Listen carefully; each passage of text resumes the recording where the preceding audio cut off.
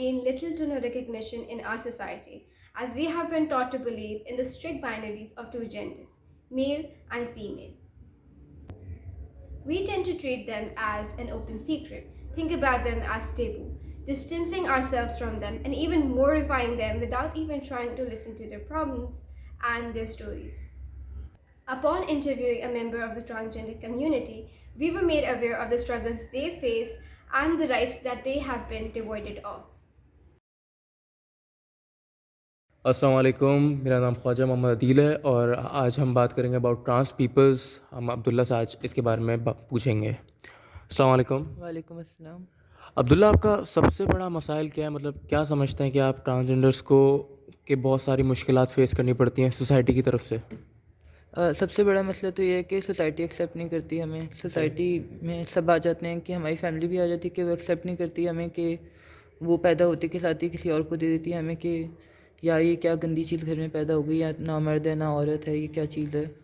یہ سب سے بڑا مسئلہ ہے. اور دوسرا یہ ہے کہ وائلنس ہے, کہ چلتے پھرتے لوگ کبھی کبھار مارکوٹائی کا نشانہ بنا دیتے ہیں اور یا پھر چلتے پھرتے نام دے دیتے ہیں, وہ بھی ہوتا ہے مسئلہ. عبداللہ دیکھیں, آپ کی بات صحیح ہے, سوسائٹی ایکسیپٹ نہیں کرتی, تو دا تھنگ از کہ کیا آپ سوسائٹی کو ایکسیپٹ کرتے ہیں؟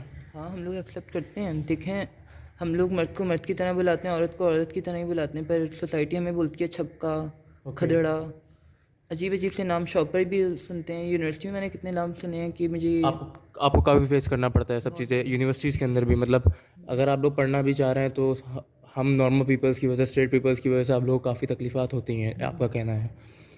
آپ نے مطلب پرسنلی کیا چیز سب سے زیادہ آپ نے ابھی تک نا فیس کی ہے یونیورسٹی کے اندر, جو آپ کا کبھی دل چاہتا ہے کہ اس کو اتنا ڈپریشن میں آ گئے ہو کہ آپ چاہتے ہو کہ چھوڑ دو, جو آپ سوسائٹی کی وجہ سے فیس کر رہے ہو؟ ابھی تک تو کچھ ایسا ویسا میرے ساتھ ہوا نہیں ہے, پر یہ ہوا ہے کہ دھمکیاں آتی رہتی ہیں مجھے کہ یار یہ چھکا ہمارے ساتھ کیا کر رہا ہے, پڑھ کیوں رہے گی ہمارے ساتھ. تو یہ سب ہے.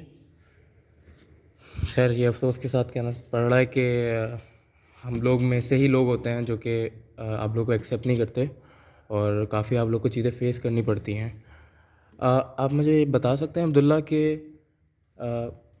اسٹریٹ پیپلز کی وجہ سے, کیونکہ حیوانیت بہت زیادہ پھیل چکی ہے, اور صرف ٹرانسجینڈرس کو ہی نہیں, عورتوں کو بھی کافی خطرے رہتے ہیں جسٹ بیکاز آف حیوانیت. تو میں پوچھنا چاہوں گا کہ حیوانیت کا کتنا شکار ہو چکے ہیں آنے والے 3 سالوں میں ٹرانسجینڈرس؟ ان 3 سالوں میں تو 75 ٹرانسجینڈرس کا قتل کر دیا گیا ہے. اوکے. ٹرانس کا, جس میں خالی ٹرانس کا مجھے نہیں پتہ کتنے ہیں, پر ٹرانس 75 تھی جن کا ابھی تک قتل ہوا ہے, اور جس میں سے میرے اپنے بھی کچھ جاننے والے ہیں جن کو لاسٹ ویک کلائمیٹ مارچ کے بعد 2 کو قتل کر دیا تھا کالا پل پہ, اور ایک تھی ان کا میں نام نہیں لے رہا, پر ان کو ریپ کیا گیا تھا. خیر, بہت ہی اس میں کچھ کہنے کے لیے نہیں ہے, لیکن سمپلی یہ ہے کہ ہمیں سوسائٹی میں اویئرنیس لانی چاہیے, اور جو پریکٹیکل چینجز ہمیں انسانوں میں لانے چاہیے.